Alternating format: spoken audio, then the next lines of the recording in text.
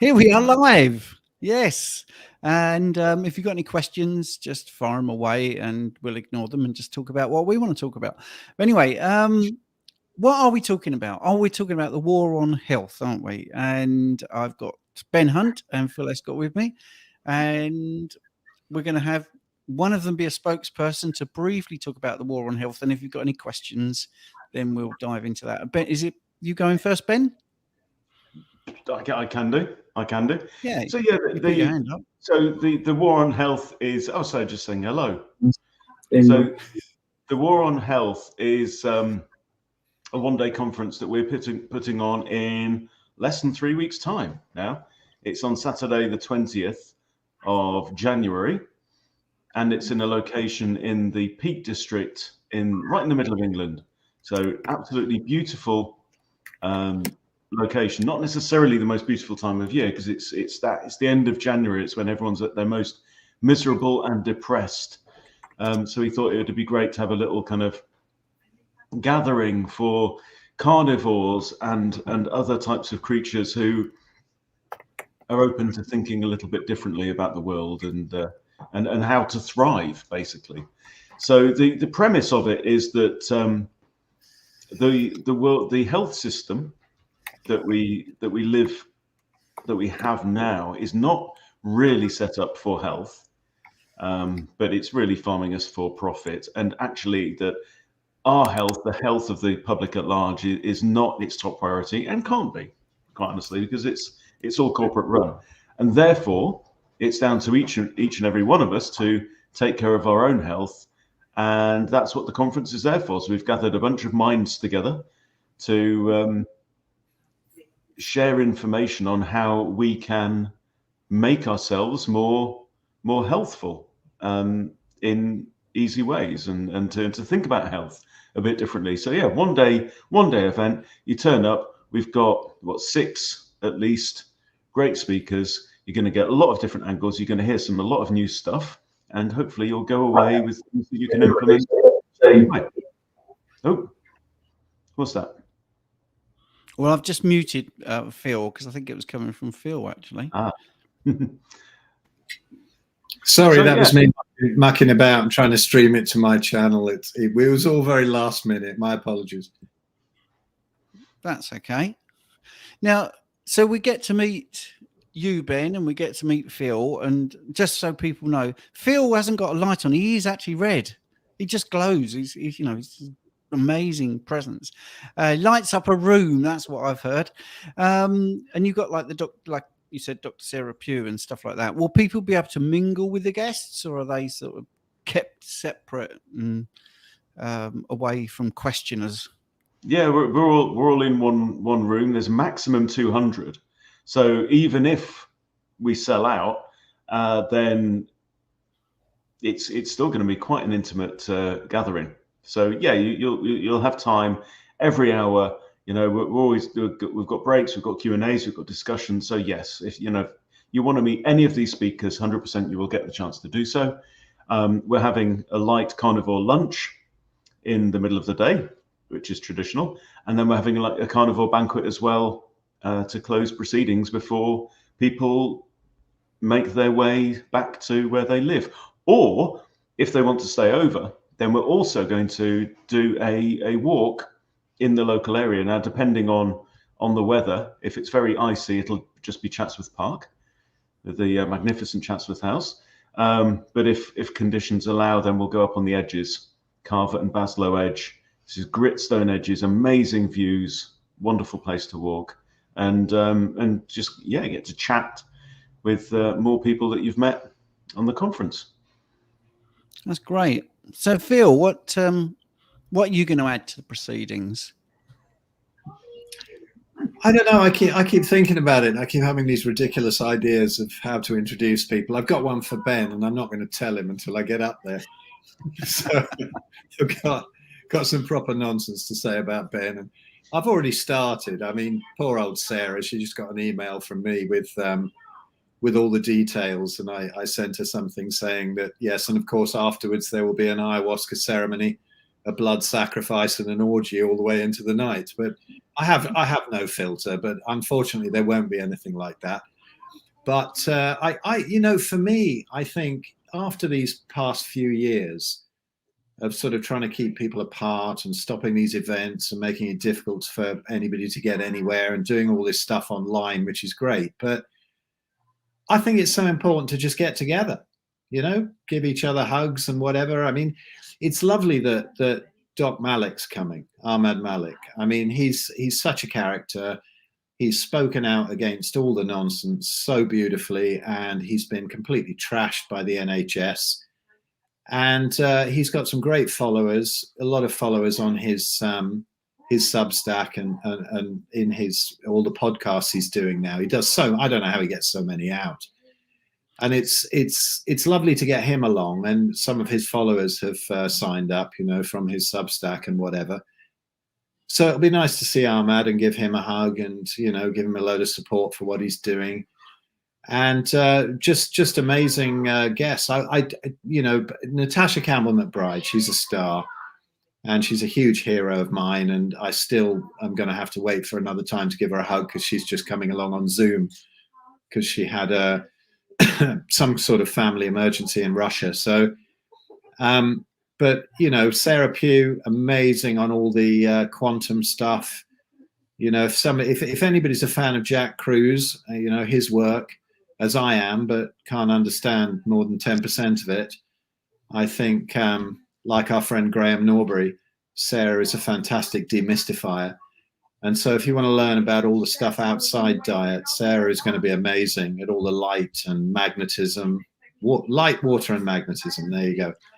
And I think she's speaking on deuterium. So a lot of people don't understand that. Great lens to look at everything through, you know, whether it's diet or light or anything.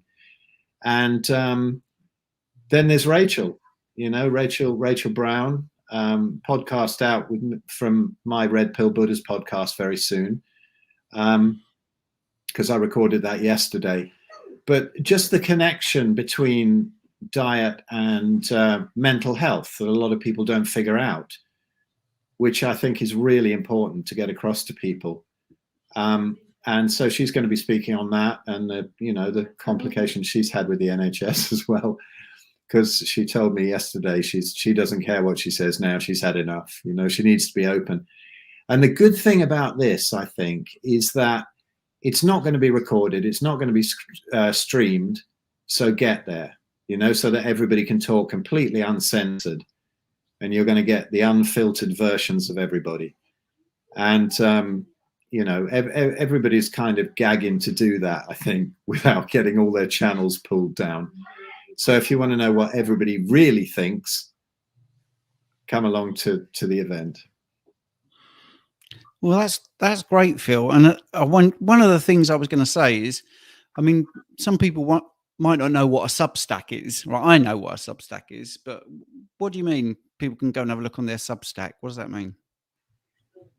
I don't know. We've got one actually, and Ben set it up because he's the genius on that. But Ben can explain that. But just before he does, I want to mention that also Stephen hopefully is going to be there. So come and meet Stephen as well. And he ignored our messages and so didn't end up speaking. But that's his own fault.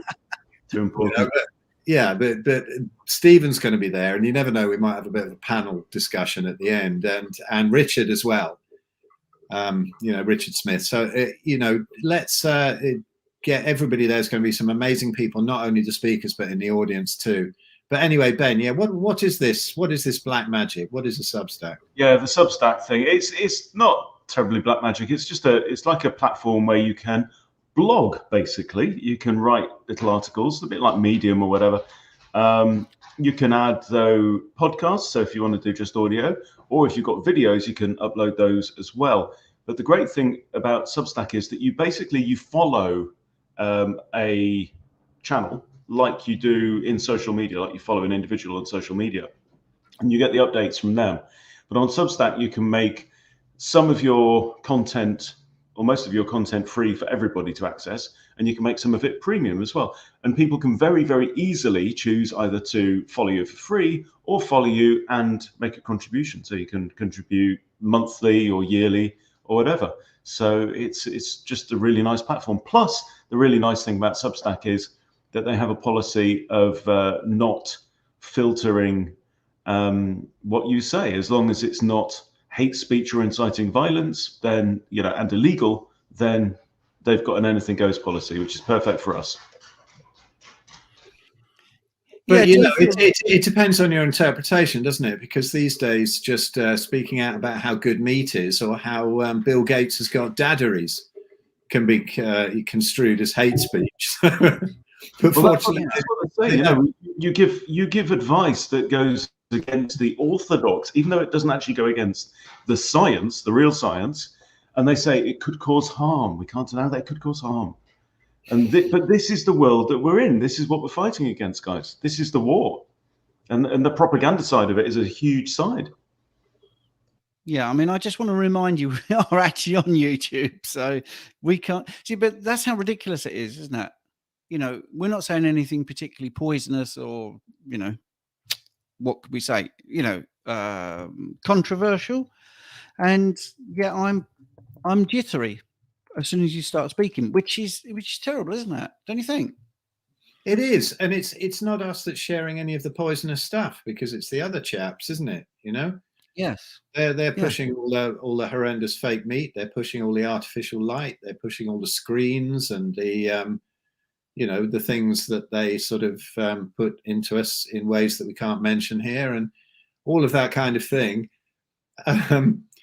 You know, and whatever might be going on with these funny little straight clouds across the sky, and all of these things that they're doing to us, and you can't mention anything about that. And, you know, the fact that high cholesterol causes climate change and all of that kind of thing. So yeah, we're not pushing the nasty stuff, but you know, it's so lovely. You know, last year and the year before, because I play drums in the Daz band, which is run by Darren Nesbitt, who also does the Light paper that Ben writes beautiful articles for. If nobody's seen them, go see them. I don't know how he comes up with them month after month.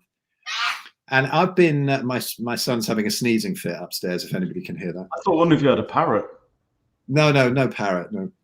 And you know, I've been doing these gigs around the Freedom Festivals, and Ben's been running beautiful meat stalls, food stalls there, and you know, it's so nice to be around a crowd of people who think the same way. So many people are, you know, isolated, and their friends and family think they're mad, and it's so nice to be among people who don't think that you're barking mad with what you think about. And it might be, you know, I know a lot of people coming along don't actually know about the ins and outs of the human diet, but I think they're all pretty woken up about everything else. And the nice thing that I've had the feedback of is that they get to hang out with some people who don't think they're barking mad. And I think that's so important these days, so important.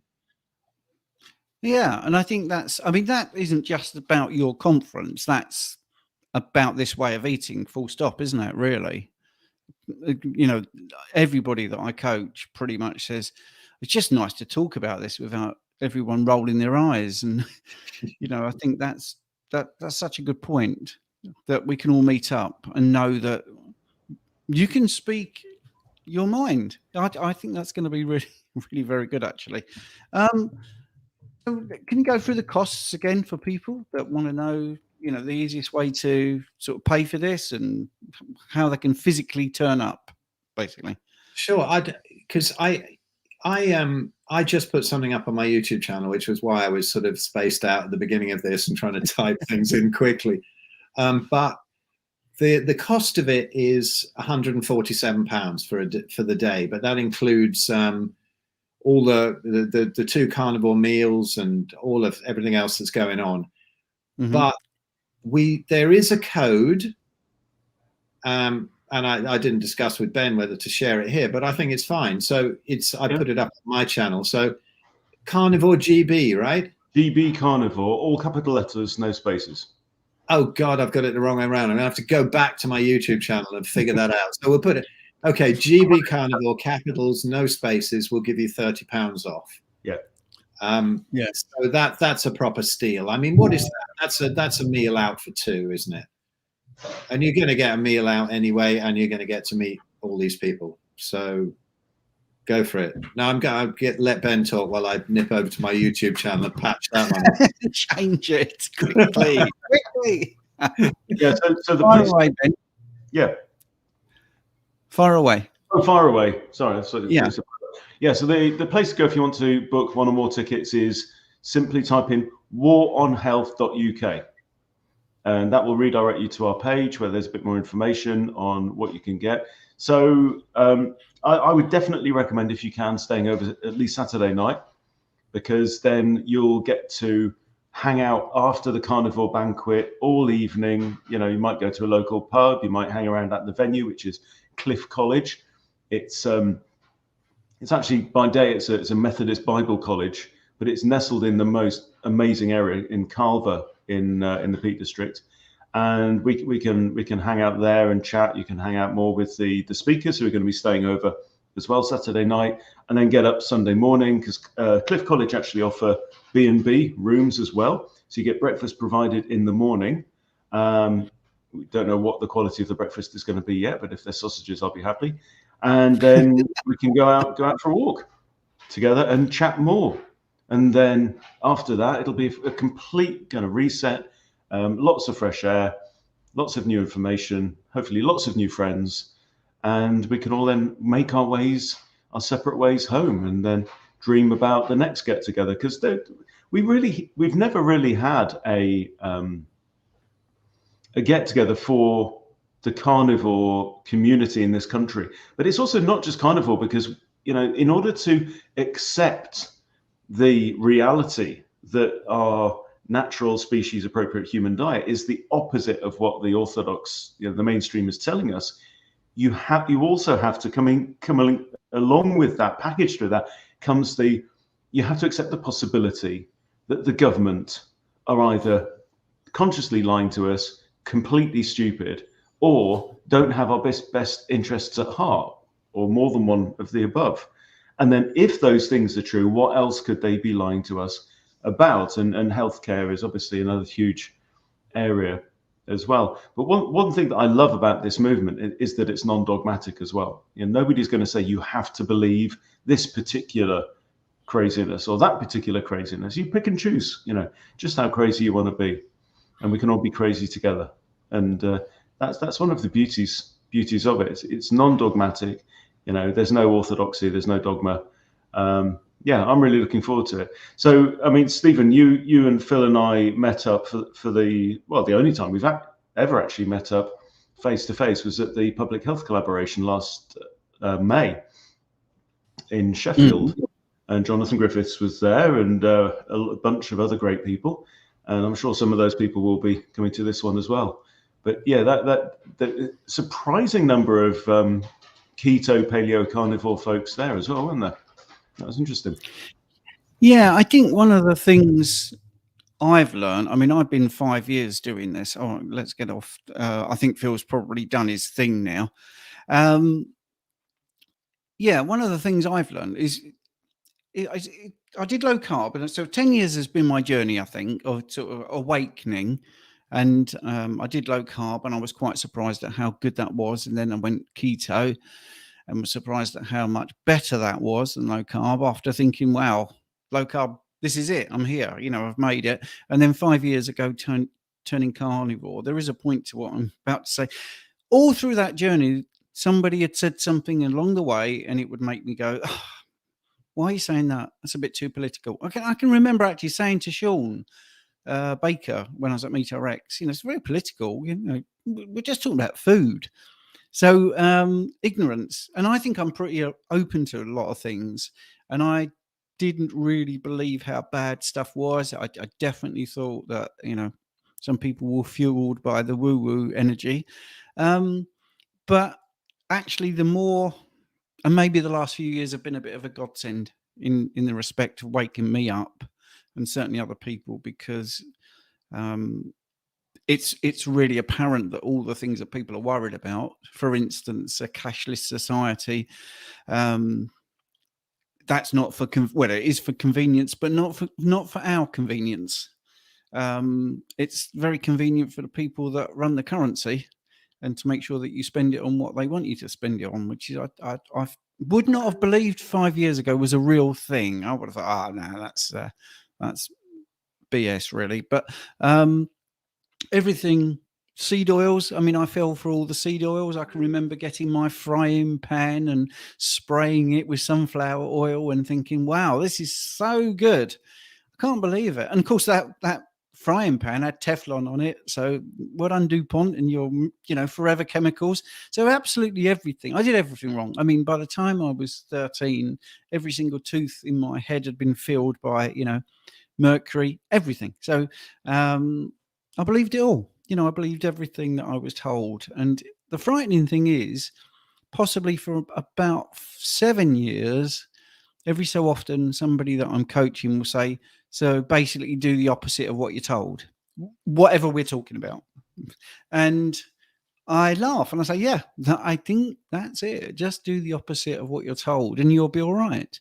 So I think this thing for me, the reason I wanted to promote it is well, you're nice guys. That's the first thing. But secondly, there's not enough of this sort of stuff in the UK, and I was getting sick of,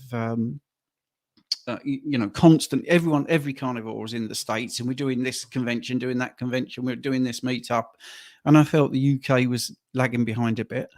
Deliberately called myself the UK Carnivore, and then Podrick was the Carnivore UK, and then I found out that there was lots of people feeling the same as me, as if it was unique. I'm the only person in Derbyshire that eats just meat. And then you realize that isn't the case. So I think seeing the speakers, doctors turning up and really good speakers, and it being just up the road from Bakewell, which is a nice little place to visit if you want to go and look at Bakewell tarts, which aren't even tarts, they're puddings and all this sort of stuff.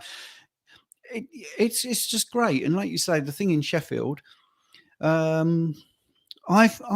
felt that possibly could have been a lot better. So I'm thinking, having spoken to you guys about what you thought, and I'm only talking like logistics. The food there was awful. If you're going to a conference about food, and we post pictures that are, frivolous, we'll say, I've just been to the hospital, or this is the cancer ward, and it's got a vending machine and a drinks machine, and you just think it's everywhere. So really, our sort of meetings should not have that. You should be able to turn up and think, right, I'm going to this war on health. I'm going to hear speakers that actually make some sense, and the food that's on supply and the drink that's going to be available is actually going to fit. So that's what I'm excited about. I think it's something that hopefully can be a bit of a trendsetter, and then maybe, I don't know, an annual thing or something. I like that you're not recording it. I think you might find people with their mobile phones record it, so some of the content might get out there. So that's no. We've got something that actually Ahmad said about it yesterday to me. That can we get people to sign things that nobody is some kind of a mole, and right, and no recording of audio or video. I mean, I think we'll stop short of confiscating people's phones, but it will be, in that room, and what happens at Cliff College stays at Cliff College. Oh, that's good to know. But I mean, I've actually been to an event where they did take all the phones off you. I went to see Chris Rock, and you had to give your phone in, and they put it in like a little bag, and then lock it away.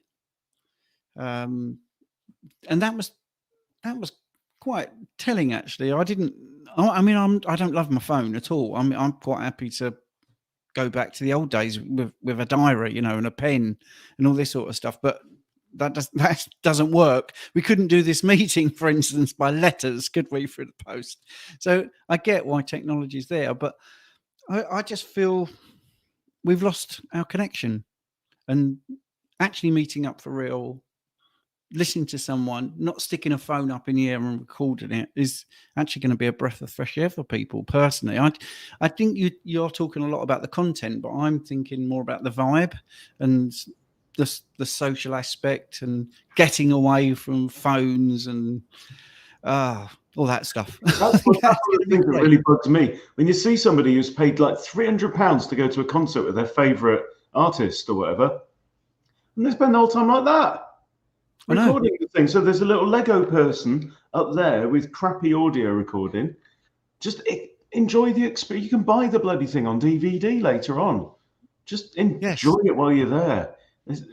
Live it, be there, be present, and build relationships. It's annoying for me as a musician as well, because you think, oh right, I want to go and check out this drummer or whatever, or this band, and you go and you have to sift through a load of crappy mobile phone YouTube videos before you find anything that's actually working, audible, and you get these sort of pictures of the back of somebody's head, and that's just. I don't know why they bother. It's absolutely ridiculous. I'm from the days where they held up lighters at gigs, not the torch on their phone on the slow numbers. For God's sake, nonsense. Lighters, that's luxury. I remember when it was we'd rub two sticks together. Sticks, you were lucky to have sticks. Yeah. So in the corner there, I've put some of your speakers there. So you've got Natasha. Is everyone getting an hour? Because there's 6 speakers. Yeah. Is it like an hour that each one gets? That's the idea. We're going to do an hour each, hour for lunch. But then at the end, we'll have our carnivore banquet, which is all together, all in one room, and then on into the night for anyone who's staying over. So if anyone doesn't know Natasha Campbell McBride, you may have heard of the GAPS diet or GAPS treatment. So she's created that with her first book, Gut and Psychology Syndrome, and she's now brought out a new one, Gut and Physiology Syndrome, which I'm currently reading and absolutely devouring. Not literally devouring, but it's wonderful stuff, and I can't wait to hear what she's got to say. She's also been on Phil's podcast as well. So, Phil, what are you going to be talking about? Have you decided? Yeah, I'm going to be talking about the benefits of veganism, that kind of thing. Getting people onto a good healthy plant-based diet. No, I think I'm going to be talking about my own sort of pet peeve, which is how we've been fooled through spirituality, which is, how I was fooled by it. The whole Indian vegetarian thing, the Northern Indian stuff, and, that sort of Indian spirituality. And I spent sort of years as being a bit of a yogi. And I was sort of drawn into it by that. So, don't the ancient cultures, they were all vegetarian, and Ayurveda tells you that you should eat, vegetarian food. Well, number one, it didn't, but we didn't figure that out. And number two, really, 3,000 years ago or whatever, when the Vedas were written, wasn't actually that long ago. And so it's not really an ancient civilization. And I didn't twig this for about 30 years, even writing a couple of books about plant-based eating and whatever in the 90s. And for me, that's what fooled me, and left me with, all sort of metabolic issues, kidney stones, psoriatic arthritis, rosacea, depression, obesity. I mean, by 2010. And I couldn't figure out that it was the diet. It took me, having to throw out everything I thought I knew. And I was led into that by the whole spiritual thing. And so I think I'll sort of waffle about that a bit, because that's what fooled me into it and did me so much damage. And now you get all the sort of new agey type people saying, oh, well, you'll never ascend to 5D if you eat meat. And as Ben says, this is just so disrespectful to all our ancestors. I mean, there have been wise people all over, every culture, and they've all eaten meat, and they've all been, completely woken up. And so it's just absolute nonsense that we're being fed. Bart's popped in, has he? Hello, Bart. Yeah, I haven't sent him a link. I don't know if he wants to come and have a quick chat, but I would have to say, I was talking to him at the beginning of, when he got back from Hawaii, he won this holiday because of the, the stem enhanced stuff, which I normally have to hand. which incidentally I use, and I find it pretty good. Anyway, he came back when they were talking about the lean mass hyper responders, the study about saturated fat was being talked about, because Lane Norton was saying, oh, saturated fat is worse than fructose, and totally misrepresenting the study. Anyway, so it was really great because Bart's just been on Sean's channel talking about all the stuff that was getting everyone down. And again, the same thing. We were talking about the fact he couldn't have gone to Hawaii for 3 years because of all the stupid restrictions. But anyway, it's nice that he's popped in, which is really good. The GAPS diet, by the way,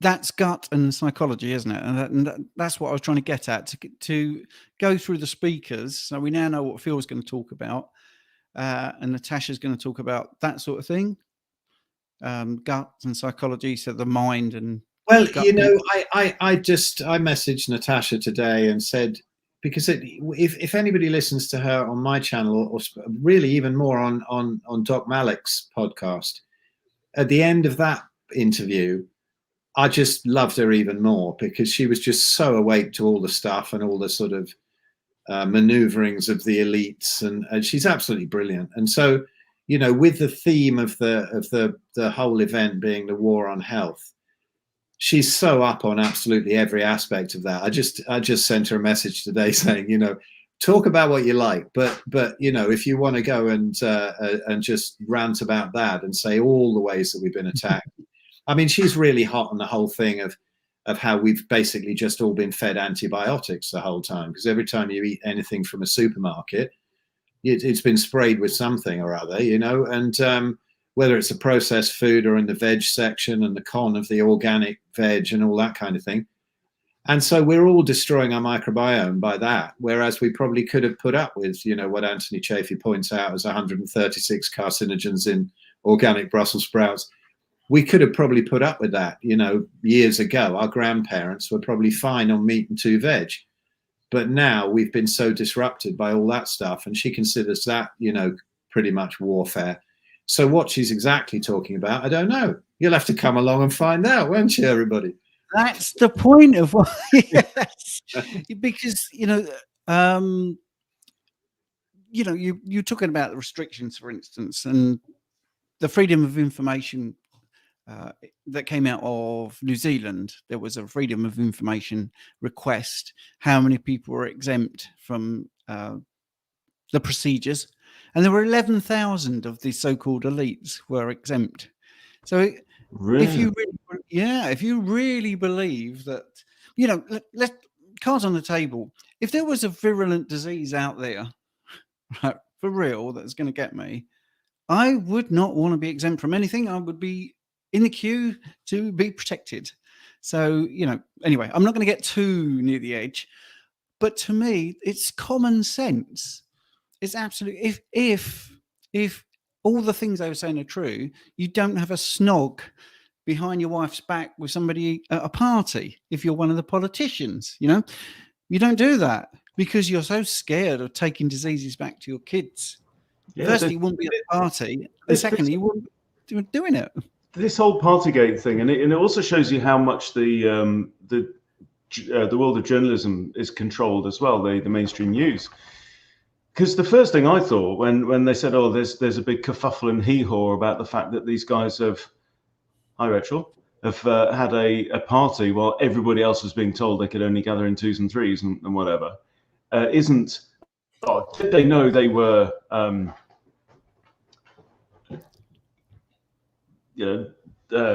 doing what they weren't supposed to do and blah blah blah blah blah, and you know, where they get away with it? How do they? No, that's not just zip. It's not the point. The point is, these are supposed to be the people with all the information, all the latest science. You know, they've got, you know, the scientists from Imperial College on the hotline and whatever, and yet they weren't petrified. They weren't scared. They thought they could have a party. That's the point, and that's what no journalist out there was saying, apart from probably the light paper. And yeah, I don't know if even UK Column or anyone like that was doing it. But you know, this is the problem, that the mainstream media has such a lock on what we're supposed to think, what it's okay to think. And look, I don't care if what I say today is proven wrong tomorrow. I don't mind that at all. I will do a complete 180, you know, flick my hair and say I was wrong. Let's crack on in this direction. Somebody can prove to me that veganism is good for you, right? Mm-hmm. That's absolutely fine. But they're not going to, because it isn't. but you know, that's the point. We're not tied to any ideology. The only ideology that I would say that you know unites us is the belief that we should all be allowed to find out what works and what doesn't work. Like, you know, humans always have.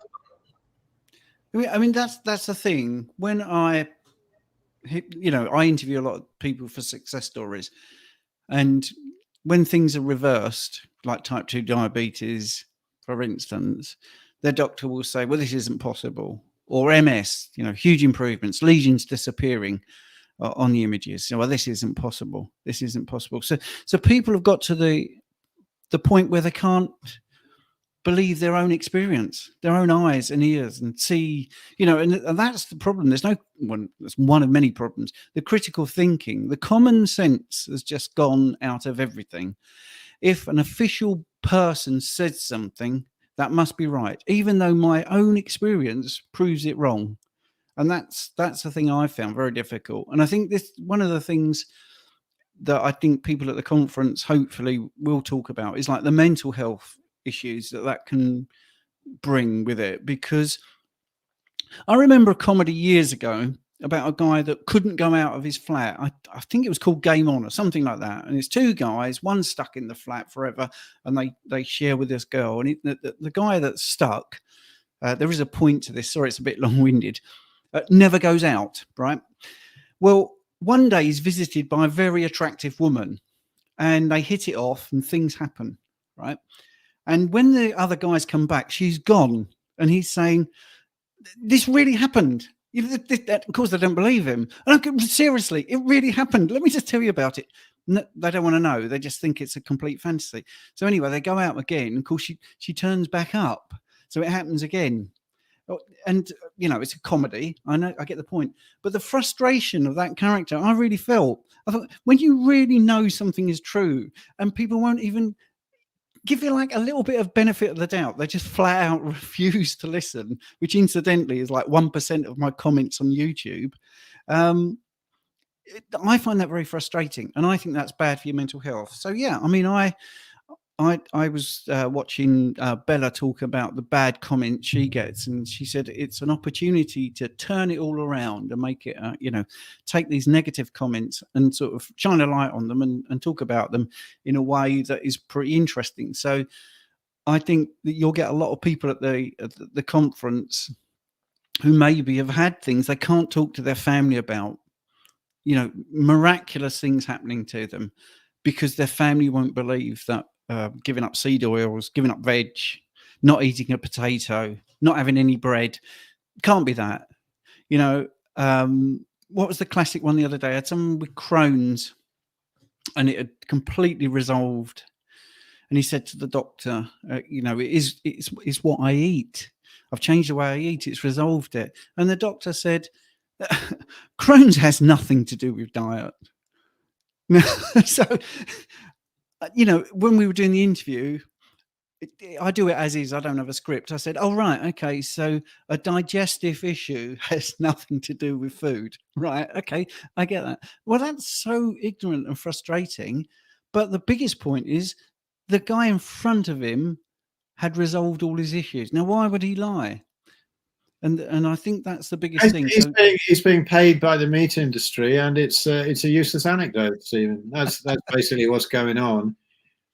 Yeah, a rheumatologist told me absolutely flat out, diet has nothing to do with it, and it's very odd. I think the problem is that they see people who give up bread for a week and nothing happens, and they think, well, there we go. They don't realise that that's just the tip of the iceberg, and so. you know, these elites are very happy with that viewpoint because they can then get on with banning beef and saying that burping cows are causing, you know, Greta to become upset. And this is the problem. It's proper nonsense. Bart said here, it did amuse me. He says, hair is overrated, Ben. Yeah, I know. We all hate him, definitely. And Rachel, hello, Rachel. And I hope you're coming on January the 20th. So message us and we'll tell you other secret stuff about it, Rachel. Yeah, Rachel Ashby, for people that are wondering who that is. Carnivore Fitness, fantastic. The tip of the iceberg, that reminds me of a very rude joke about a guy who goes to the doctor and he said, I can't believe it. I've eaten a whole cabbage and I can't seem to go to the toilet. Can you have a look up there? And the bloke looks up and says, well, it doesn't seem to be that much of a blockage. He went, well, that's just the tip of the iceberg. So anyway. Oh, no. This is lettuce, Stephen. Lettuce, that's it, lettuce, yes. Well, it's live. It's anyway, been so long, he's forgotten what these things are. Yeah, exactly. Yes, it's a good time. So Rachel's saying, what's happening? Didn't you catch the beginning of it? You know, we've got this whole event on. You're going to have to rewind the replay of this and find out. But we got this whole event with, as you can see here in the bottom right-hand corner of the screen, Natasha Campbell McBride, couple of twats there, and then you know, we've got Sarah Pugh, we got Dr. Ahmad Malik, we got Rachel Brown on the 20th of January. So PM us and we'll explain it to you because you've missed it all now. You've been late and it's tremendously rude of you, but we'll forgive you. And tell me a little bit about Dr. Sarah Pugh then. Sorry? Tell me a little bit about Dr. Sarah Pugh. Sarah Pugh is amazing. She's I said a little bit before, but she's just the expertise she has as she's more of a physicist, really, you know, and she understands all the kind of quantum stuff of the light and water and magnetism and how that affects our health. I mean, she understands the diet and everything, and you know, she likes dressing up in military uniform as she is on Bart's channel when they're talking. That was an amusing episode there. But yeah, I just, you know, I've listened to so much of her recently, and if people listen to her channel, they'll get a lot of the, you know, really mystical kind of quantum stuff demystified. And yeah, just have a listen to her about, you know, what light does, what magnetism does. And as I said, she's going to be talking on deuterium. And that's another rabbit hole that people need to learn about. I'm not going to go into it now because you need to come up to the Peak District on the 20th of January and hear and listen about it. And you know, you'll get to hang out with Sarah afterwards as well and chat about it all, huh? Yeah. What time does it start? Go on, Ben. What time? About 9:30 in the morning. Or so, yeah. There'll be breakfast there for anyone who's staying at the college. We'll start, you know, 9:30 for 10, and we'll go right throughout the day until the end of the day when it gets dark. And is there parking? See, the thing is, I'm trying to get you on. And there's also, if you've got a camper, there's also facilities for parking up your camper. Yeah, the other thing I was going to say is, you know, from the public health conference last May, it's very hard for me to remember much of the content of the actual presentations, right? Although I made some notes. I got my book here where I made notes in it, and you know, some of definitely learned a lot of stuff. But the real memories were made in the conversations at the break times and the people that I met, you know, and going for dinner and stuff like that, and we kidnapped Sophia Clements as well after the second day and took her for a drive in the Peak District and showed her some sights. But it was much warmer weather. It's not going to be that warm, so bring your boots, guys, and bring your big coat, because that's what we do up north. Can I just address a comment here from Landers? I got a rude awakening yesterday when the Carnivore GB panel said there is such thing as too much protein. I need to get more knowledge on ratios of protein to fat. Can I just, Landers, you're great, and thanks for the support. And this sounds patronizing, and it really isn't. There can be too much of anything. that doesn't mean it's bad. You can drink too much water. It's very difficult to drink too much water, but it can be done. It's even harder to drink too much, to eat too much protein. And I think the biggest problem most people have is not eating enough. And your satiety signals, when you first come over to this way of eating, they get sharper. And there is a thing called protein leverage hypotheses. It's not been proven, where a lot of appetite is driven by the search for protein. Your body wants to get the protein that it absolutely requires. And I think that's one of the things you can always say, today I could have 500 grams of protein and tomorrow I could have 5,000 grams of protein. What's going to be the difference? Well, the difference is there's no way you're going to be able to eat 5,000 grams of protein. So it's a stupid sort of analogy. And it is very difficult to overeat. Very, very difficult to overeat. Certainly fatty meat, because the fat will just fill you up. So Ben and Phil there were in the chat. So we got the War on Health. It will be in the description as well if you want to book. It's up on the screen, and there is a code GBCARNIVORE, which is what we are, carnivores in Great Britain. And yeah, on Tuesdays, by the way, us three on the screen, and Richard Smith and Rachel Brown, and we're going to get Rachel Ashby back. We do a live question and answer at 7 p.m. UK time every Tuesday. And it is just basically carnivores from the UK. I guess we could let some people in who are outside, but we're not going to at first. We're just trying to find out about what's happening in the UK. That's it. That's the whole point of it. Well, I'm quite happy with the lineup. I mean, Rachel Brown, some people might not know Rachel. You've talked about the others. I'm just trying to get people to want to come, Phil. All right. And I know about Rachel Brown, but if they didn't know Rachel, what do you think Rachel will sort of be talking about? I mean, I'm guessing maybe carb addiction, sugar addiction, possibly. Yeah, possibly. I think, I was talking to her yesterday on my podcast. It'll probably be out in a couple of days, but just what she's seeing in the NHS and how difficult it is to actually implement any of these things without getting thrown off and, banned from everywhere, like Doc Malik has been. The treatment of it is so, it's just so superficial and shutting down various pathways with all these meds. Like Bart's just put up here, Rachel is a psychiatrist. Yeah, she's a psychiatrist who works for the NHS as a psychiatrist, but on Instagram she's Carnivore Shrink, and now she's qualified in functional medicine as well, and now she does consults outside of the NHS. But she said something cool on the podcast yesterday where she was talking about three of her colleagues discussing which particular diagnosis they should go for a patient, and sort of said, Rachel, what do you think? And one of them just rolled their eyes at knowing that she was going to say, look, basically it's mitochondrial health and all these diagnoses are nonsense. And I loved that. And so, it must be very difficult to be in one of those institutions and have to sort of bite your tongue all the time. But hopefully the world is changing, and dangerous quacks and purveyors of misinformation like us will have our day, and will not be regarded as such nutters as we have been.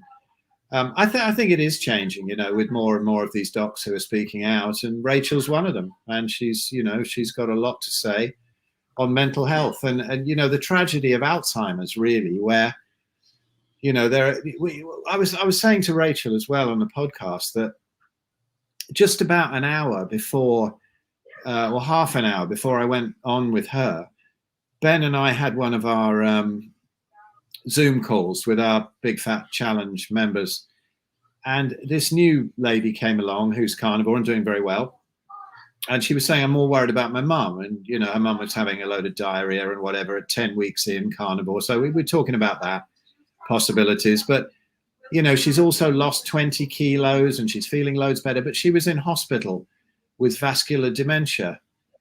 And, you know, we were talking about a few things. And then I said, well, you know, what happened with the cognition? Oh, that came flooding back, she said. And I thought that was amazing. Within 10 weeks on carnivore, you know, and that's beautiful, isn't it? And obviously the body is getting rid of some stuff, and, you know, the microbiome is readjusting and whatever. And so her mum's got the runs a bit, but, you know, for the cognition to come back within 10 weeks. And I was really excited. I'd just come off that call and talked to Rachel. Yeah, so said it's reversed. It's reversed the dementia. yeah. Fantastic. But if she stayed in the hospital, they'd have killed her. Yeah, they would. They'd have killed her. Yeah. And you know, that was great. So I told that story on the podcast to Rachel as well. Of course, she knows about all of this sort of thing, and she sees it happening. But yeah, so that's why we got Rachel along, apart from the fact that we picked some people with a great sense of humor and some good characters, which is important to us. So we can have some fun with them. Yeah, it's good. So I mean, that's pretty much covered the guests and what they can expect. So it's nice to know that there's going to be an hour, you know, of everybody there, which is going to be great, and proper food, which is fantastic. Just for people putting some questions in the chat, really, this was a live stream question and answer thing about the war on health. If you've got other questions about carnivore, then Tuesday, 7 p.m. UK time, us three jokers and a few other people will be on for all those questions. On the blood side of things, there was a couple of things about blood tests. I'm actually writing a book at the moment about bloods and adding the carnivore low carb keto perspective into it as well. So, for instance, I've for the last 5 years been talking about the blood urea nitrogen reading tends to be a little bit high because you've got more protein and more nitrogen, and therefore the bun reading goes up.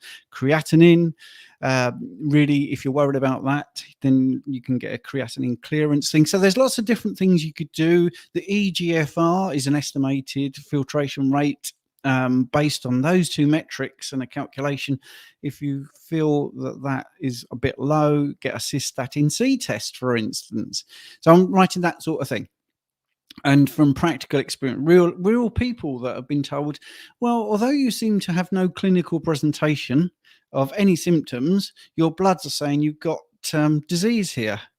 You need to do something about your kidneys. So, yeah, okay.